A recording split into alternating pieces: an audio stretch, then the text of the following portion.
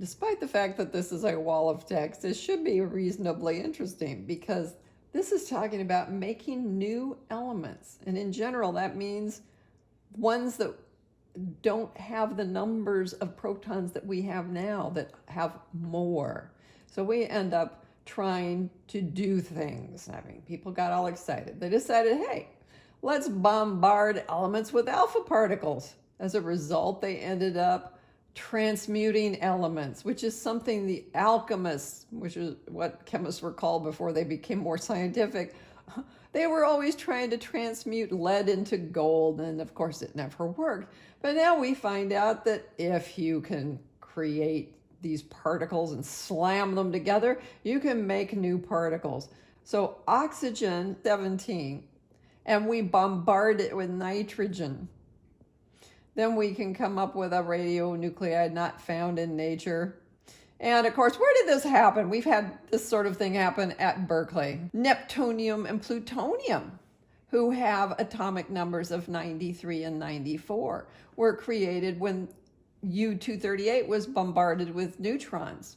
And if you wanted to get up to even higher numbers, the transuranic elements, Seaborg is the scientist who led this. He was doing neutron and alpha particle bombardment of the different actinides. If you decide you want to go past 103, it gets a little more entertaining. You have to do the thing where you're bombarding with large nuclei like carbons, nitrogens, and oxygens. And then you can get past the 103. And the last time I checked, we have the elements through 118 for the atomic number. Here we have hypothesized primordial nucleosynthesis, because nobody was back there to find out, right? But if we have a proton and a neutron and we manage to get them to dance together, we will then have a deuteron, in other words, a hydrogen 2 nucleus. When we do that, there is a mass defect and we'll have energy released.